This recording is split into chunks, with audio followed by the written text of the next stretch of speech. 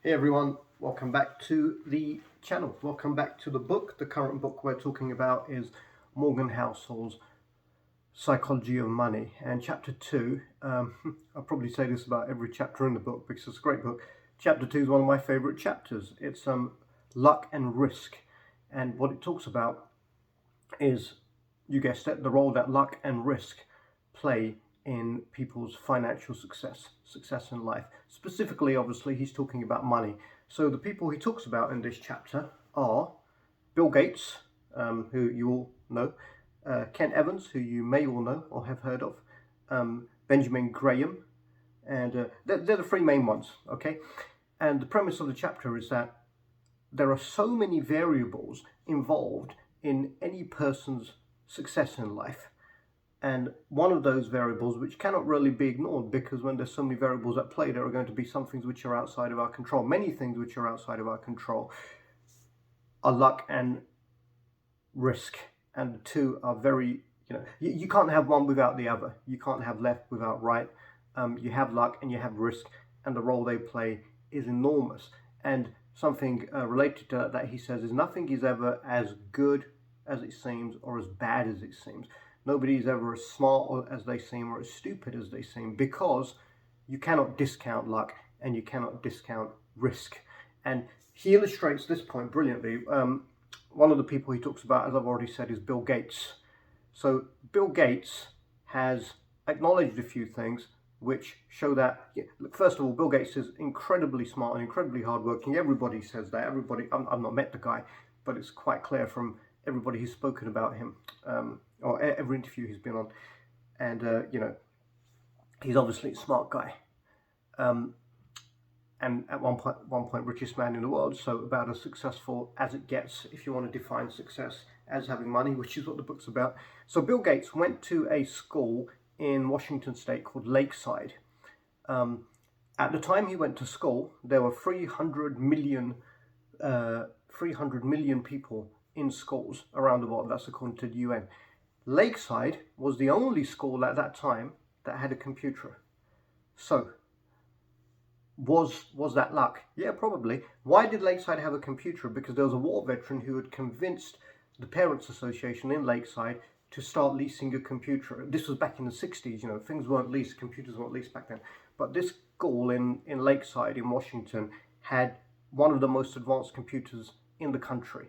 Bill Gates happened to go to that school. So it was a 1 in a million chance that Bill Gates would be a pupil, because Lakeside had 300 pupils.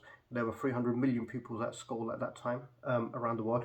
So it was 1 in a million chance that Bill Gates would be in a school with a computer. He started using the computer. He was extremely smart. It wasn't part of his normal studies.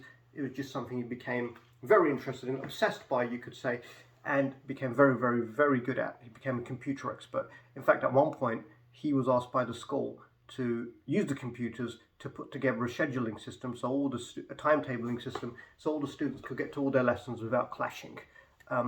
They could do it themselves. It was too much of a big task. So Bill Gates and his friend Ken Evans did it. Who was Ken Evans? Now this is where the risk comes into it. Ken Evans was Bill Gates' best friend. If you watch Inside the Mind of Bill Gates, something like that, it's on Netflix. If you watch that, he talks about, he still remembers Kent's number. They were best friends from the 8th grade. They talked about what they'd like to do when they were older. They talked about, maybe one day should they be CEOs of Fortune 500 companies? Should they, go into the military? What should they do? They were both extremely ambitious, extremely smart. And Bill admits Kent was at least as smart as him. In fact, he was the top student in that school. And Bill says he was the smartest person he's ever met, actually. Chances of being in a school with a computer when Bill Gates were at school, 1 in a million. You don't know so much about Ken Evans, possibly, because Ken Evans died whilst he was in high school, unfortunately. He would have gone on with Bill Gates to found Microsoft. Bill Gates has said that he would have been a founding partner. He probably would have been one of the richest men in the world, the same sort of level of success as Bill Gates. Bill Gates says he was probably smarter than Kent was probably smarter than him.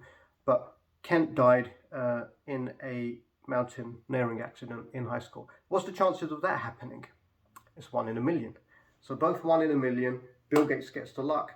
Kent gets the risk. But individually, both just about as smart as each other, both just about as ambitious as each other.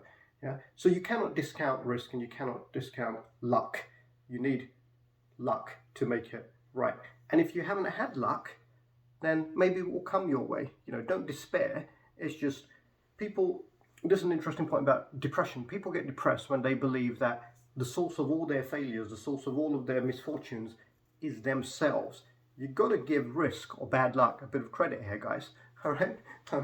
And people think that when they're really, really successful, who aren't depressed, people who are really, really successful, they put all their success generally down to skill. No. You've got to give you've got to give luck some credit. Okay, another example he uses, another example that Morgan Housel writes about in the book, is Benjamin Graham, who taught investing to Warren Buffett.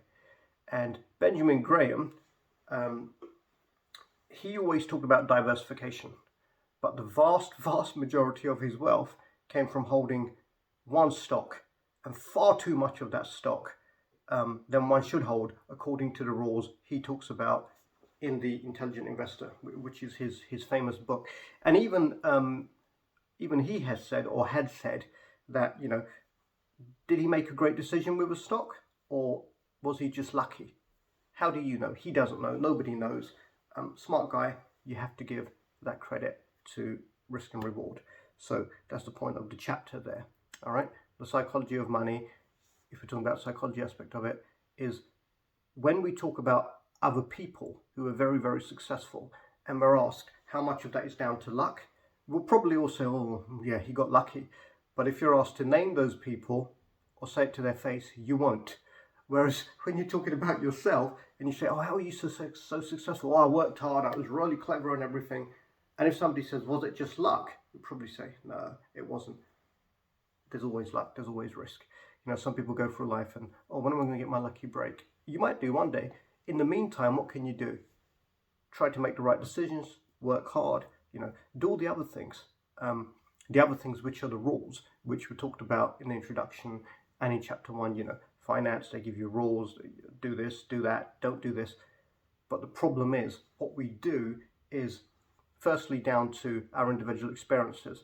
When I talked previously about if you live through depression, as in an economic depression, not mental health depression, all right, or if you went through a recession or you lived through boom times, what you do with money is going to be very different to what somebody does with money who grew up in opposite or differing circumstances. Your culture plays a part, your life experiences play a part, and they play a far bigger part than anything you read or are told ever will do.